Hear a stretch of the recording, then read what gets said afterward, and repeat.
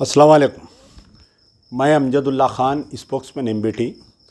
आज जो है बोधन असम्बली हलक़े में शंकर नगर एक मुकाम है, वहाँ पर जो है एक नाखुशगवार वाक़या पेश आया।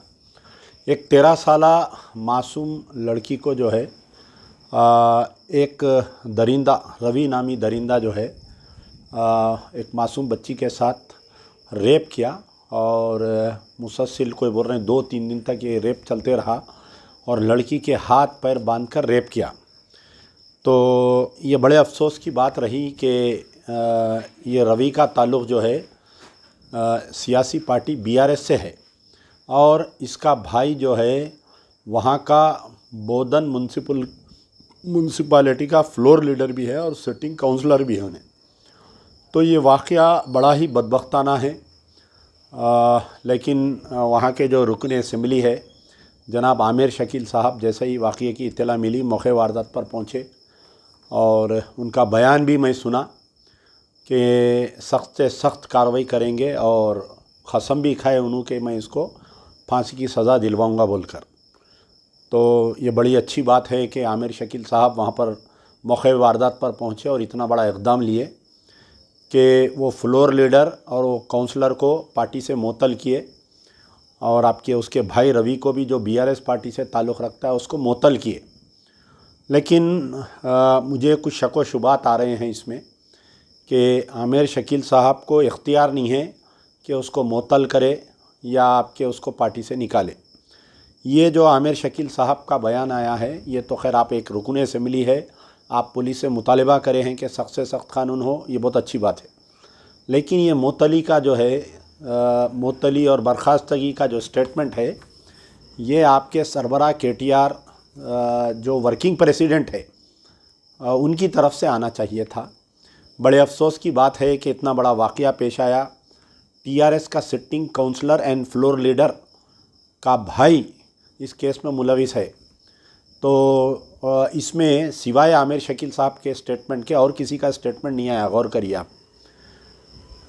वहाँ पर साबिक़ा रुकन पार्लियामेंट कविता मैडम है, तो आमिर शकील जैसा मकान पर गए थे, कविता मैडम भी उनके मकान पर जाना था या बयान देना चाहिए था उन्होंने, क्योंकि वो एक माँ है, बहन है, सब है, वो एक ख़वातीन है और एक मासूम बच्ची के साथ ये केस हुआ।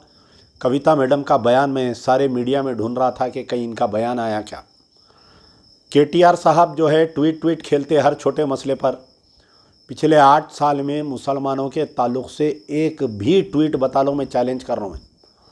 अगर ये रेप अगर कोई दलित की लड़की के साथ होता या कोई गैर मुस्लिम लड़की के साथ होता तो केटीआर साहब का फौरी ट्विटर आ जाता था। लेकिन ये वाक़या पेश आके तकरीबन 10 घंटे हो रहा, केटीआर साहब का ट्वीट नहीं आया अभी तक। केटीआर साहब इसकी मज़म्मत करना चाहिए था, फ़ोन पे बात करना चाहिए था कमिश्नर से।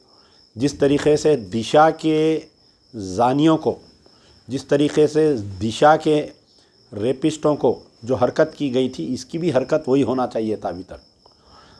खैर, बेचारे आमिर शकील साहब जो बहैसियत रुकन असम्बली उन्होंने कर रहे हैं, एक भाई की हैसियत से भी, क्योंकि मुझे ये मालूम हुआ कि इनकी अहलिया, जो रुकन असम्बली साहब की अहलिया है, वो इस क्योंकि ये लड़की के वालिद नहीं हैं, तो हर माहाना कुछ 5 से 6 हज़ार रुपये कई सालों से इनको देते हैं। तो इस ख़ानदान की सरपरस्ती भी यही करते हैं।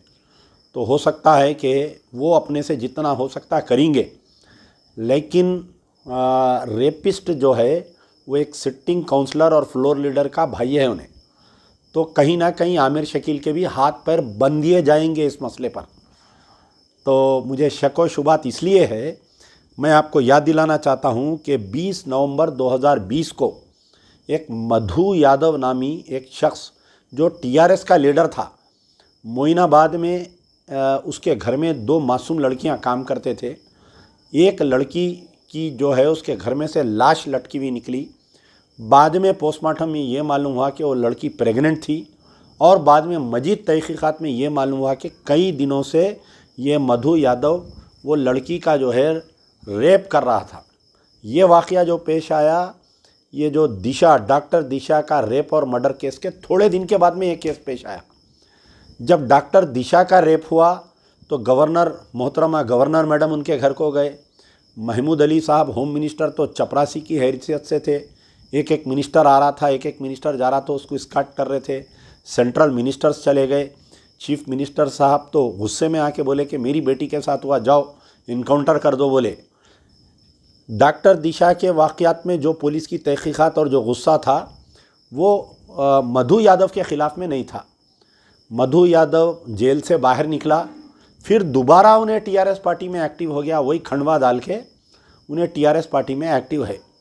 यकीन है कि यहाँ पर आमिर शकील साहब अपनी फुल कोशिश करेंगे, क्योंकि ख़ानदान की वो कई दिनों से सरपरस्ती करते आ रहे हैं। उनकी अहलिया हर महीना 6,000 रुपये देते हैं ख़ानदान को, बोल के भी मुझे मालूम हुआ। तो इनकी सरपरस्ती करेंगे, लेकिन क्योंकि जो जानी हैं वो कौन है नहीं मालूम, उसकी पुष्पनाई कहीं ना कहीं की जाएंगी इसकी। तो मैं आमिर शकील साहब से तो गुजारिश नहीं कर सकता, क्योंकि उनका मौक़िफ़ बहुत कमज़ोर है टीआरएस में। अगर उनका मौक़िफ़ मजबूत रहता तो उनको मिनिस्ट्री मिलती उनको। तो केटीआर साहब, आपकी जो ज़हनियत है ये हम 8 साल से देखते आ रहे हैं। कविता मैडम, आप कब उसके घर को जाएंगे या उससे मिलेंगे, मैं इंतज़ार कर रहा हूँ। तो कविता मैडम का स्टेटमेंट आना, केटीआर का स्टेटमेंट आना कि मैं इसको मुअत्तल किया हूँ, सस्पेंड किया हूँ, क्योंकि आमिर शकील को इख्तियार नहीं है पार्टी में किसी को, इन्हों कोई डिसिप्लिनरी कमेटी के चेयरमैन नहीं है, इन्हों एक एमएलए है। तो सस्पेंड करना और डिसमिसल फ्रॉम पार्टी करना, ये जो है इसका इख्तियार सिर्फ केटीआर को है। चाहे कोई वर्किंग प्रेसिडेंट है या केसीआर को है, उन्होंने प्रेसिडेंट है। तो अच्छा होता कि केटीआर का इसमें स्टेटमेंट आता, और जो हमारे चूचू का मुरब्बा है उसका भी कोई स्टेटमेंट नहीं आया। बड़े अफसोस की बात है कि एक लड़की के साथ ऐसा वाक़या हुआ। इस स्टेट के होम मिनिस्टर जनाब महमूद अली साहब भी खामोश है। वो पता नहीं क्यों खामोश है अभी तक। वाक़या हो के 8 घंटे 10 घंटे होने को आ रहा है। थोड़ी देर के लिए महमूद भाई आप सोचिए आँख बंद करके कि ये लड़की आपके नवासी और पोतरी के उम्र की थी। ये अगर फ़र्ज़ करिए खुदा ना खास्ता कोई टीआरएस के लीडर की लड़की के साथ या उसकी नवासी पोतरी के साथ ये वाक़या पेश आता, तो क्या आप लोग खामोश बैठते? बताइए, आप लोग नहीं बैठते, आप लोग खामोश। मैं आज ये वीडियो और ये बयान बहुत दर्द से दे रहा हूँ। किसी की भी लड़की रहो, चाहे वो गैर मुस्लिम की लड़की रहो, उसके साथ हुआ तो अमजदुल्ला खान बराबर एहतजाज किया है। यही निज़ामाबाद में एक वाक़या पेश आया था, एक दलित की लड़की के साथ हुआ था, तो मैं यहाँ से उसके मकान जाकर एहतजाज किया था और उसके कातिलों को सज़ा दिलाए थे। तो मधु यादव का जो केस है, जो मोइनाबाद FIR नंबर 424 ऑफ 2020 है, उन्हें बाहर आया। आज 2020 में वाक़या पेश आया। 21, 22, 23 3 साल हो गए, अब तक चार्जशीट फाइनल नहीं हुई वो केस में, और वो फिर से खंडवा डाल के टीआरएस में एक्टिव फिर रहा है। तो शक नहीं बल्कि यकीन है कि इन्हें भी बेल पे बाहर आएगा, फिर से वो काउंसलर एक्टिव हो जाएगा, वो फ्लोर लीडर एक्टिव हो जाएगा। हमारे शकील भाई की जो गुफ्तगू है ये सिर्फ़ कानों को खुश करने वाली है। ये दिल को खुश करने वाली गुफ्तगू जो है वो सिर्फ़ और सिर्फ केटीआर साहब अगर स्टेटमेंट देंगे तो हम मुतमईन रहेंगे।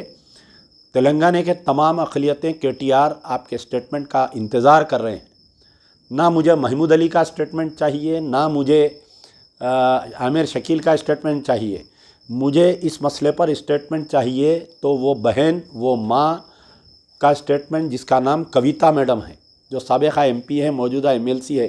कल आपको फिर निज़ामाबाद से MP इलेक्शन लड़ना है तो आपको स्टेटमेंट देना पड़ेगा। और मुझे इंतज़ार है तो केटीआर के स्टेटमेंट का है, मुझे इंतज़ार है तो KCR के स्टेटमेंट का है। अगर आप लोग नहीं देंगे तो फिर याद रखो अमजदुल्ला खान ये मुद्दा लेके पूरा तेलंगाना फिरेंगा। यार जिंदा, सोबत बाकी।